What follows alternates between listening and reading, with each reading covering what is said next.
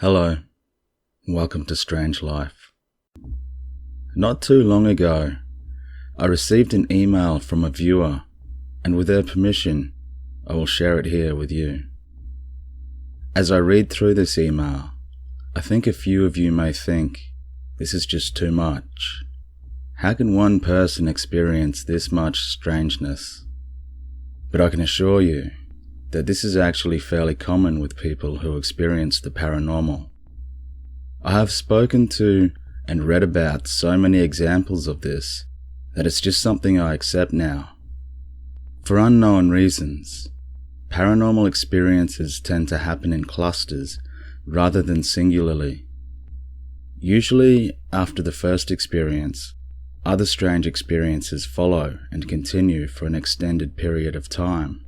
Sometimes months or even years, before they stop as abruptly as they started.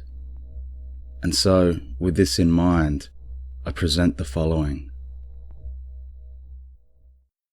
The first ones are from my mother, who passed away recently. This first one would have taken place around 1955 to 1958. My mother told me that when she was a child, she lived briefly with her sisters and parents in an old Victorian house, which had a room at the very top, accessible by a narrow flight of stairs. This room was the only one at the top of the house, and was probably a converted loft. My mother told me that her sister had that room as her bedroom, and was up there one night when she started screaming for help. She couldn't get out. The family rushed to her aid and found her standing at the doorway looking down at them and looking terrified. My mother and her other sister and their mother stood at the bottom as her father rushed up to open the doorway where their sister was standing and yelling, asking her what was wrong. She was standing by the open door. She could just walk out, but she claimed that she couldn't. Her father, upon reaching the doorway, discovered why. There was some sort of invisible barrier in the doorway, a force field of sorts.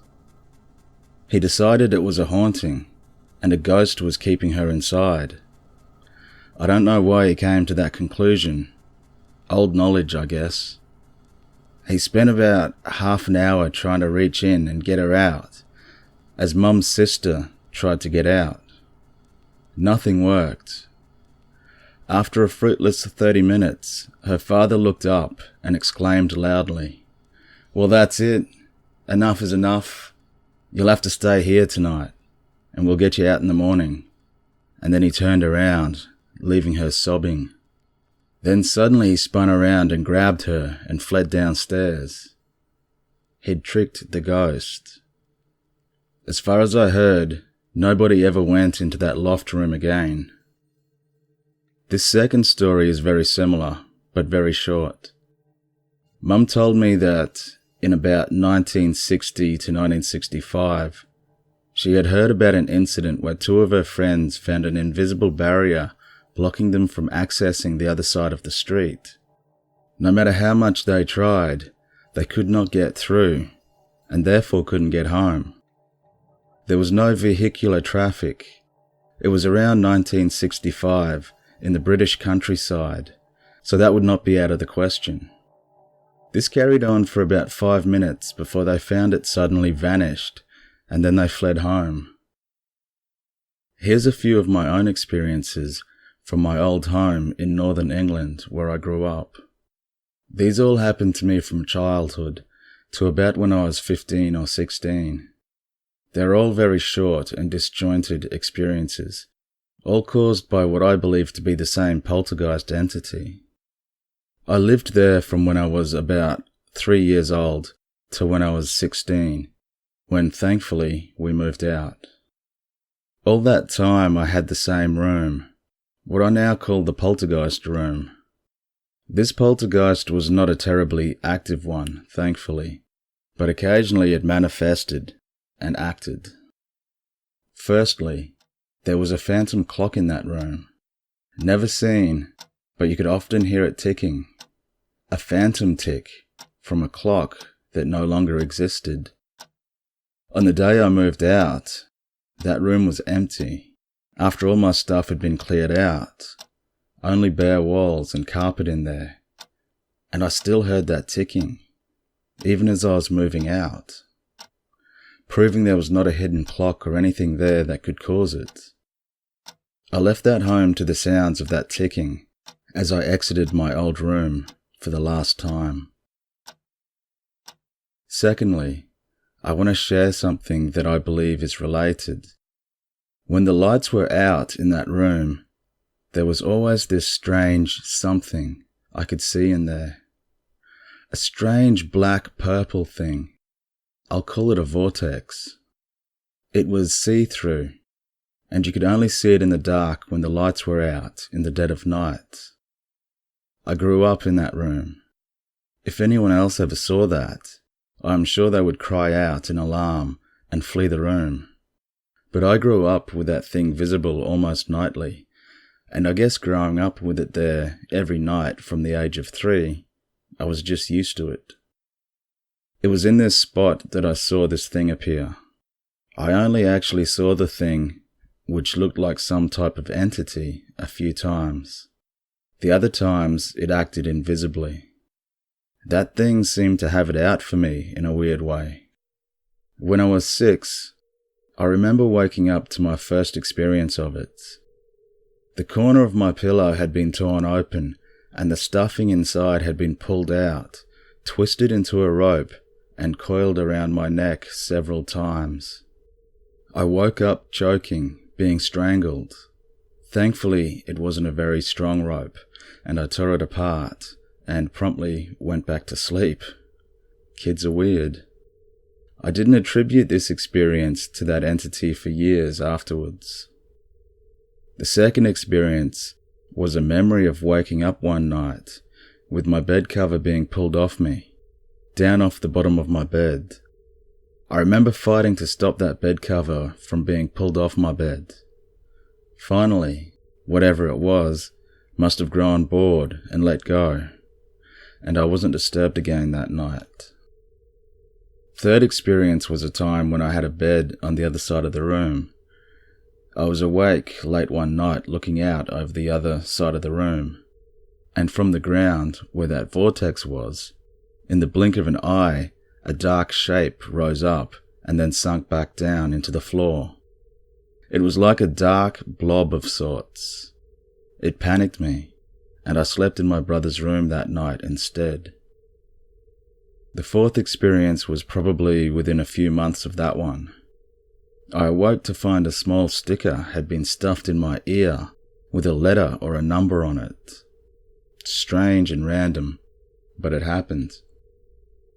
Fifth experience was when I was going to sleep, when I was about 9 to 10 years old. I'd watched a movie till late, one that had a possessed bulldozer or something in it that was trying to kill people.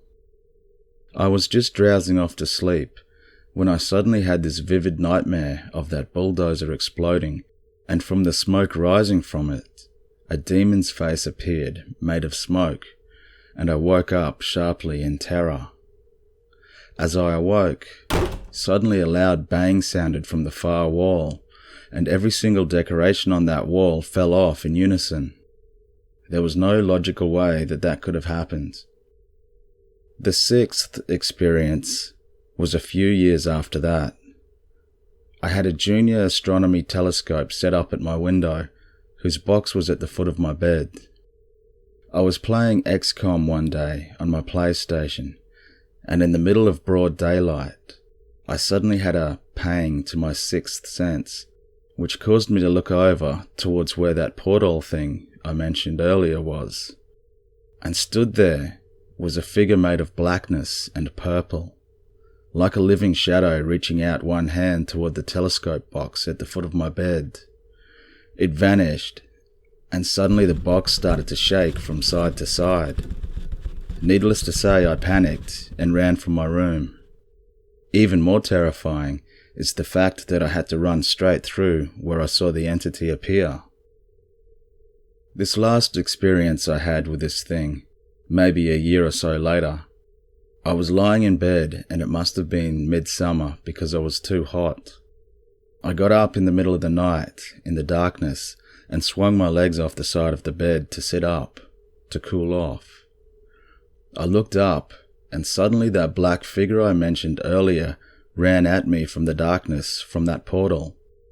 And in my panic, I swung out and tried to punch it. My fist passed right through it, then it vanished. I got up and turned on my light really fast and looked at my dog who slept in there with me. My dog was sat up, highly alert. I turned on the radio for some noise and didn't sleep again that night. I've also had some UFO sightings that I'd like to share. I first saw a UFO when I was around 13. I was walking to school, and when I looked up, there in the sky, in plain sight, was a pear-shaped UFO. I have come to understand a pear shape is pretty rare in ufology. It hovered there for several moments. I briefly looked down to see if anyone else was around to see it, and when I looked back up, it was gone. The second time I saw a UFO, it was in the middle of the night. My mother was yelling at me to come to her in the middle of the night. I sleepily went to her room, and she just said, "Look at that," and pointed out her window. I saw a glowing orb in the sky, way too big to be a cloud. We stared at it a moment, and then something amazing happened. It shot up higher into the sky, and the cloud above it opened up as the orb entered the cloud, and then the cloud closed. Suddenly that cloud glowed so brightly, the entire landscape appeared as if in the middle of a summer's day, and then the entire cloud vanished, and everything went back to night again. That was no cloud. I am convinced now some of these things can generate clouds as camouflage in the skies. Another UFO experience I had, it must have been around 2004, and I was up late playing Neverwinter Nights at about 2 to 3 a.m. Over the course of half an hour, I had kept hearing a sort of rotary noise outside, growing and fading. I put it down to a helicopter. Helicopters at night aren't unknown, but after 30 plus minutes of this, I decided to go out and have a look for this annoying helicopter to see what it was doing. I exited my front door and walked to the top of my garden path and looked around. Suddenly a triangular UFO that was so low to the ground I could have thrown a rock and hit it if I had a good arm, appeared over my home rooftop. It was all black with lights at the tips. I panicked and ran indoors and shut and locked the front door and waited there in terror for several minutes until the noise finally went away. This one is my final UFO experience, and I have photos to back it up. I was walking my dog with my mother one early evening in 2013, and I kept seeing lights in the sky. My camera dated the photos, so you can see the exact date. My mother put them down to Chinese lanterns, but well, I don't think they are at all. I kept seeing them over the course of an hour as it darkened, and they moved around and kept in formation. Chinese lanterns cannot do that. Before I finish up with this video, I wanted to share a quick story I found in a 40 Times magazine. It's another noisy flying triangle in Britain. Back in the summer of 1987 or 1988, while I was washing my car in front of our house in Solihull under a clear blue sky, I heard a weird noise that sounded like a cross between a helicopter and an electric milk float. It got louder and louder until, after what seemed like ages, a triangular craft came into view over the row of trees about half a dozen gardens down the road. Within seconds it was overhead. It was not elongated like a Concorde, more of an equilateral triangle, and plain silver underneath without any markings. The back edge was completely straight, and there was no sign of any emissions coming from it. It was fairly large and seemed to be flying at about twice the height of the large oak tree at the top of the drive. The nearest thing I've ever seen that looked like it is either a space shuttle or something out of Star Wars. It was travelling easily as fast as a jet fighter and was gone in seconds. Was it some sort of secret plane? I've never heard of any other reports of a UFO making a racket like that. My mother heard it and agreed it sounded weird, but didn't get out of the house in time to see it.